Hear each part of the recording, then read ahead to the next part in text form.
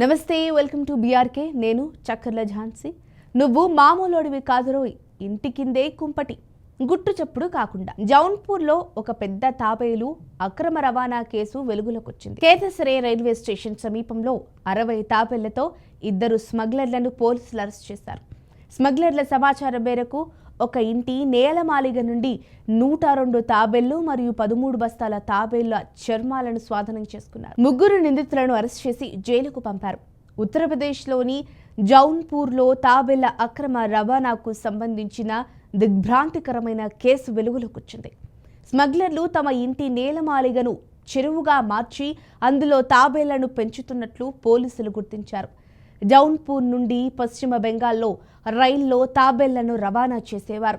ఒక్కొక్కరికి 6,000 రూపాయల చొప్పున అద్దుకుంటున్నారు.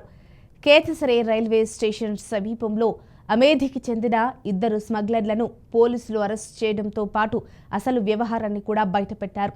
నిందితుల నుండి 60 తాబేళ్లను పోలీసులు స్వాధీనం చేసుకున్నారు. తాబేళ్ల పెంపకదారుని కూడా అరెస్ట్ చేశారు.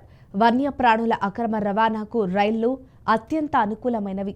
స్మగ్లర్లు తాబేళ్లను సంచుల్లో ప్యాక్ చేసి రైలులో పశ్చిమ బెంగాల్కు ప్రయాణిస్తున్నారు. శనివారం అంటే సెప్టెంబర్ 20 కేతసరే రైల్వే స్టేషన్ సమీపంలో జౌన్పూర్ పోలీసులు 2 అనుమానితులను అరెస్ట్ చేశారు. వారిని తనిఖీ చేయగా 60 తాబేళ్లు బయటపడ్డాయి. స్మగ్లర్లిద్దరూ 60 తాబేళ్లను 4 బ్యాక్ ప్యాక్లలో నింపి రైలులో పశ్చిమ బెంగాల్కు తీసుకెళ్లడానికి ప్రయత్నిస్తున్నట్లు పోలీసులు తెలిపారు. వారి సమాచారం మేరకు నేలమాలిగలో తాబేళ్లను పెంచుతున్న ఒక ఇంటి యజమానిని అదుపులోకి తీసుకున్నారు. అతని నుంచి 102 తాబేళ్లు, 13 బస్తాల తాబేలు చర్మాలను స్వాధీనం చేసుకున్నారు.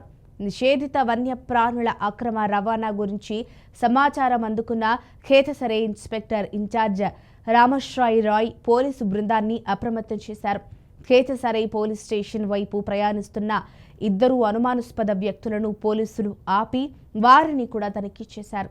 వారు 4 సంచులలో 60 తాబేళ్లను స్వాధీనం చేసుకున్నారు. స్మగ్లర్లు అమేధి జిల్లాకు చెందిన భార్యాభర్తలుగా పోలీసులు గుర్తించారు. పోలీసులు నిందితులైన మోతీలాల్, అతని భార్య మమతను తమదైన శైలిలో విచారించినప్పుడు వారు వెల్లడించిన విషయాలు చూసి వారు ఆశ్చర్యపోయారు.